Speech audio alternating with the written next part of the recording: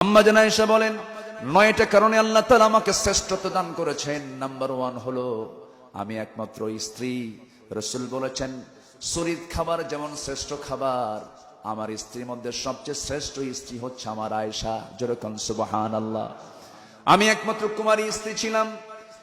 9 বছরে বিয়ে হয়েছে, 13 বছর নববধূ হয়ে নবীর ঘরে পদার্পণ করেছি। আমি আয়েশা নিজের চোখে জিব্রাইলকে দেখেছি, সুবহানাল্লাহ। এবং নবীর সঙ্গে যখন একই বিছানায় শুয়ে থাকতাম, একই চাদরের নিচে ওহী নাজিল হতো আমি থাকতেই। যেরকম সুবহানাল্লাহ। আমি আয়েশা, আমি নিজেকে ধন্য মনে করি। আমি আয়েশা, আল্লাহ তাআলা আমার শান, আল্লাহ তাআলা একাধিক আয়াত নাজিল করেছেন। আমি আয়েশা নিজেকে ধন্য মনে করি। মৃত্যুর পূর্বে আমার রাসূল আমার ঘরে তিনি পদার্পণ করলেন, আমার কাছেই তিনি আসলেন। এসে বলছেন, আয়েশা প্রচন্ড মাথা ব্যথা হচ্ছে, মাথায় একটু পানি ঢেলে দাও। নবীজিকে আমার উরুতে রাসূল মাথা রাখলেন। বালিশ দিলাম, বালিশটা ঠেলে সরাইয়া দিলেন। আমার উরুতে রাসূল মাথা রাখলেন। আমি মাথার চুলগুলো সুন্দর করে ম্যাসেজ করে দিলাম, মাথায় পানি ঢেলে দিলাম। নবীজি আস্তে আস্তে ছোট্ট ছোট্ট শব্দ দিয়ে কথা বলছেন, কথা মুখ থেকে বের হচ্ছে না, প্রচন্ড দুর্বল। রাসূল বলছেন, আয়েশা মুখটা কেমন যেন দুর্গন্ধ মনে হচ্ছে, একটা মেসওয়াক এনে দাও তো, মেসওয়াক করব আমি। আমার নবীজি মেসওয়াকের প্রয়োজনীয়তা যখন অনুভব করলেন, আম্মা জান আয়েশা উঠবেন কেমনে, নবীজির মাথা তার উরুতে রাখানো আছে। আস্তে করে ইশারা করে ডাক দিচ্ছেন তার ভাইকে, আব্দুর রহমান ইবনে আবু বকর রাদিয়াল্লাহু আনহুকে ডাক দিলেন। ডাক দিয়ে বলছেন, ভাই আব্দুর রহমান, একটা মেসওয়াক এনে দাও। মেসওয়াক এনে দেওয়া হলো। মেসওয়াকটাকে শক্ত মনে করে আম্মা জান আয়েশা সেই মেসওয়াকের আগাতে নিজের মুখে নিয়ে দাঁতের সঙ্গে লাগায়া চাবায়া চাবায়া চাবায়া চাবায়া মেসওয়াকের আগাটা তিনি নরম করে দিলেন, নবীর হাতে দিলেন। নবীজি মেসওয়াকটা নিলেন।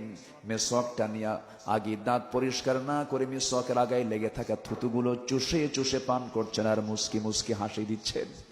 জোরে বলি সুবহানাল্লাহ।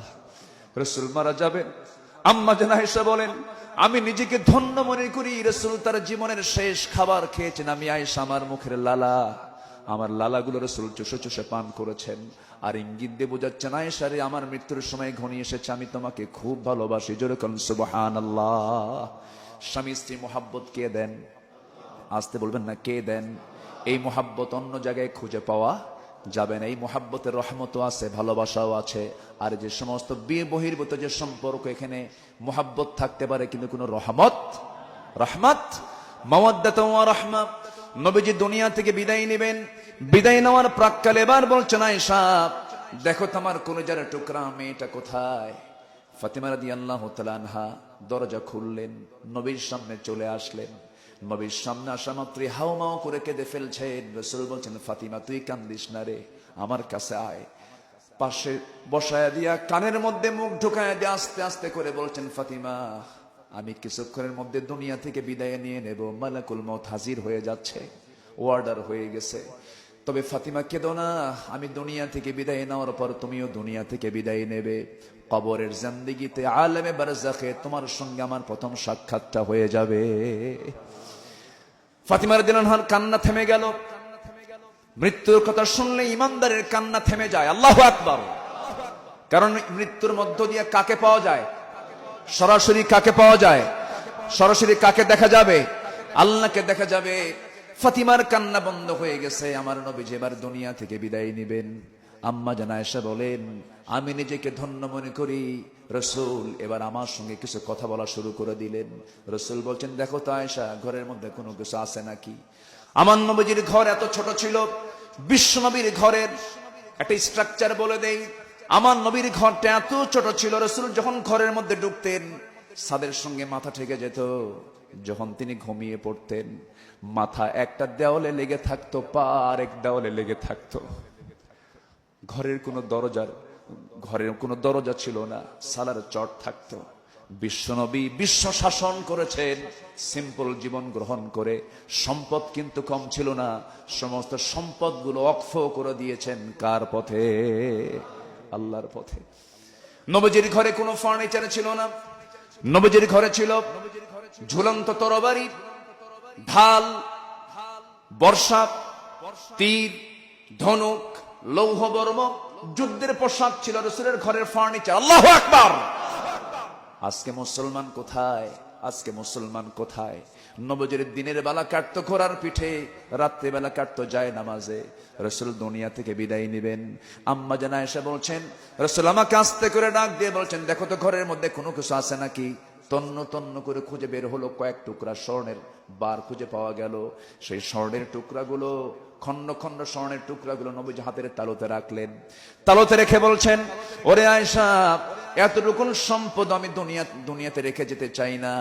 এতটুকু সম্পদ আমি আল্লাহর পথে, দ্বীনের পথে আমি খরচ করে গেলাম। জোরে কোন সুবহানাল্লাহ। রাসূল দিয়ে দিলেন সবকিছু। আমার নবীজি মৃত্যুর জন্য প্রস্তুতি নিচ্ছেন, এমন সময় বলছেন, আয়েশা তুমি আমার কাছে কোনো কিছু চাও নাকি? তিনি বলছেন, ইয়া রাসূলুল্লাহ, আমি আপনার কাছে এটাই চাবো, আপনি আমার জন্য একটু আপনি আমার জন্য একটু দোয়া করেন। রাসূল বলছেন, আল্লাহ আমার আয়েশার আগের পরের সমস্ত গুনাহকে তুমি আল্লাহ মাফ করে দাও। আম্মা জান আয়েশা বলছেন, ইয়া রাসূলুল্লাহ, আমার জীবনের সবচেয়ে বড় আনন্দের সময় এখন, আপনি আমার জন্য এত সুন্দর দোয়া করেছেন। রাসূল বলছেন, আয়েশা রে, এই দোয়া শুধু তোর জন্য করি না, আমি সর্বক্ষণ এই দোয়াটা করি। শুধু তোমার জন্য এই দোয়াটা করছি না, আমি এই দোয়াটা আল্লাহর কাছে সব সময়ের জন্য করি, আল্লাহ আমার উম্মত যারা আছে, মেহেরবানি করে আমার উম্মতের আগের পরের সমস্ত গুনাহগুলোকে তুমি আল্লাহ মাফ করে দাও। রাসূল আমাকে কম ভালোবাসেন না বেশি ভালোবাসেন? কম না বেশি? বেশি ভালোবাসেন। নবীজি এবার মারা যাবেন। আম্মা জান আয়েশাকে ডাক দিয়ে বলছেন, আয়েশা দুনিয়া থেকে তো আমি বিদায় নিয়ে নেব, একটু দেখো তো ও আয়েশা, আমি তো মারা যাচ্ছি, আমি তো দুনিয়া থেকে বিদায় নিয়ে নেব, আমার উম্মতের জন্য একটা মেসেজ আমি তোমাকে দিতে চাই। ইতিমধ্যে বেলাল বিন রাবাহ আযান দিয়ে ফেলেছেন। আযান শোনার সঙ্গে সঙ্গে নবীজির আলাদা একটা শক্তি জন্ম নিল। একাই তিনি উঠে দাঁড়ানোর চেষ্টা করলেন, পারলেন না, মাথা চক্কর মেরে পড়ে গেলেন। এবার আম্মা জান আয়েশা বলছেন, ইয়া রাসূলুল্লাহ, আপনি তো পারবেন না, আপনি একা মনে হয় জামাতে নামাজ পড়তে পারবেন না।